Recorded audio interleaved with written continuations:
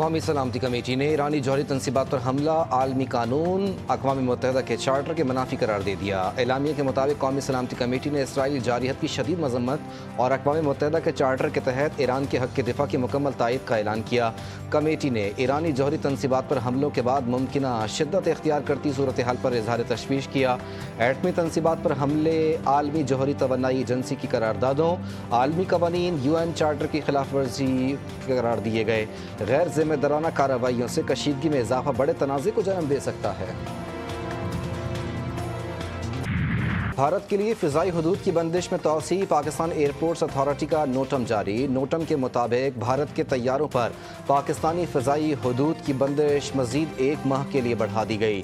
پاکستانی فضائی حدود 23 جولائی تک بند رہے گی۔ بھارتی ایئر لائنز کے مسافر اور فوجی طیاروں پر پاکستان کی فضائی حدود استعمال کرنے پر پابندی ہے۔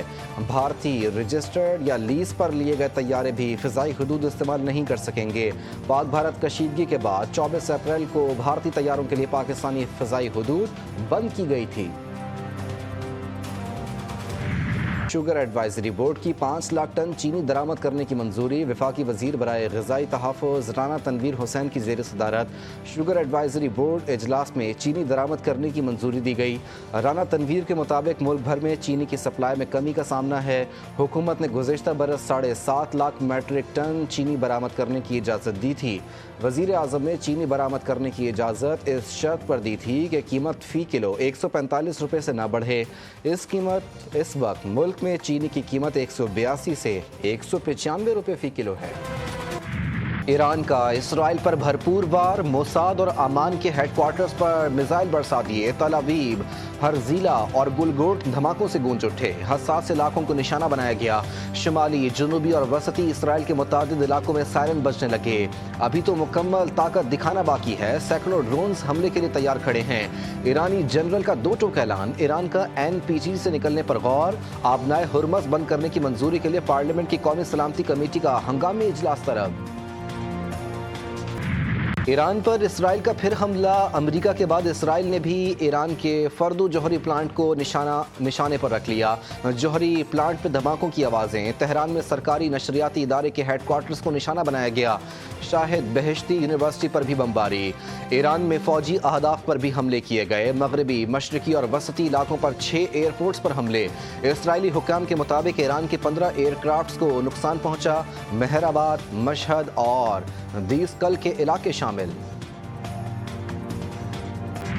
ایران اور اسرائیل کی جنگ میں امریکہ کود چکا ہے۔ ایران پر حملے کی مذمت کرتے ہیں۔ پاکستان نے بھارت کے خلاف جنگ میں تاریخی کامیابی حاصل کی۔ وزیر اعلیٰ سندھ سید مراد علی شاہ کہتے ہیں اس جنگ میں قوم اور مسلح افواج نے مکمل یکجہتی کے ساتھ دشمن کو شکست دی۔ انہوں نے بلاول بھٹو کی سفارتی کوششوں کو بھی سراہا۔ کہا پاکستان کو ماضی میں دہشت گرد ریاست کے طور پر پیش کیا جاتا رہا، لیکن اب بیانیہ بدل چکا ہے۔ سلامتی کونسل کا ہنگامی اجلاس۔ خطے میں بڑھتی کشیدگی پر بیشتر ارکان ہم آواز۔ روس، چین اور پاکستان کی جانب سے ہنگامی قرارداد جمع کرا دی گئی۔ فوری جنگ بندی کا مطالبہ، عالمی قوانین کی پاسداری، شہریوں کے تحفظ اور مذاکرات سے حل پر زور۔ پاکستان کا ایران سے یکجہتی کا اظہار، حق کے دفاع کی حمایت۔ عاصم افتخار نے کہا ایران کی جوہری تنصیبات پر حملے UN قراردادوں کی خلاف ورزی ہیں۔ روسی مندوب کا کہنا تھا کہ امریکہ نے خود مختار ملک ایران پر بلا اشتعال حملہ کیا۔ واشنگٹن نے اپنے اتحادی کے مفاد کے لیے حملے کیے۔ چین کا بھی اسرائیل اور ایران سے فوری جنگ بندی کا مطالبہ۔ چینی مندوب نے کہا امریکہ نے ایران کی خود مختاری اور سلامتی کی خلاف ورزی کی۔ اقوام متحدہ میں ایران کے مستقل مندوب کی امریکہ پر شدید تنقید۔ امریکی حملے کا بھرپور جواب دینے کا اعلان۔ کہا امریکہ کے تمام الزامات بے بنیاد۔ الزامات کی قانونی حیثیت نہیں بلکہ سیاسی محرکات ہیں۔ حملے کا جواب دینے کے وقت اور نوعیت کا فیصلہ ایرانی افواج کریں گی۔ جنگی مجرم نیتن یاہو امریکہ کو جنگ میں دھکیلنے میں کامیاب ہوا ہے۔ امریکہ نے نیتن یاہو کی خاطر سفارتی کوششوں کو متاثر کیا۔ 51ویں OIC وزرائے خارجہ اجلاس کا اعلامیہ جاری۔ اسلامی ممالک کا اتحاد، یکجہتی اور مسلم امہ کی وحدت پر زور۔ اعلامیے میں کہا گیا کہ OIC دنیا میں بدلتے حالات میں زیادہ فعال کردار ادا کرے OIC نے مسئلہ فلسطین کو تنظیم کا بنیادی محور قرار دیا۔ 1967 کی سرحدوں پر مبنی آزاد فلسطینی ریاست کا مطالبہ۔ اجلاس میں غزہ میں جاری اسرائیلی نسل کشی کی شدید مذمت۔ OIC نے فلسطینیوں کو ان کی سرزمین سے جبری بے دخلی کو مسترد کر دیا۔ اسرائیلی جنگی جنون نے دنیا بھر کی معیشت کو مشکل میں ڈال دیا۔ عالمی اسٹاک مارکیٹ میں بھونچال۔ S&P اور ڈاؤ جونز 0.4% اور نیسڈیک 0.5% کمی کا شکار۔ ایشیائی اسٹاک مارکیٹس میں بھی کمی دیکھی گئی۔ نکئی انڈیکس میں 0.6%، چین کے شنگھائی کمپوزٹ میں 0.1%، کاسپی انڈیکس میں 1% کمی۔ خام تیل کی قیمتوں میں بھی اضافہ۔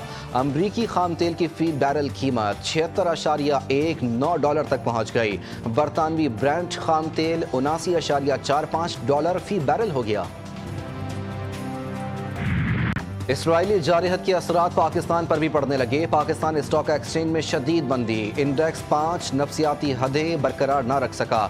سرمایہ کار سر پکڑ کر بیٹھ گئے۔ کاروبار کے اختتام پر 100 انڈیکس میں 3,855 پوائنٹس کی کمی۔ انڈیکس 1,16,167 پوائنٹس کی سطح پر بند ہوا۔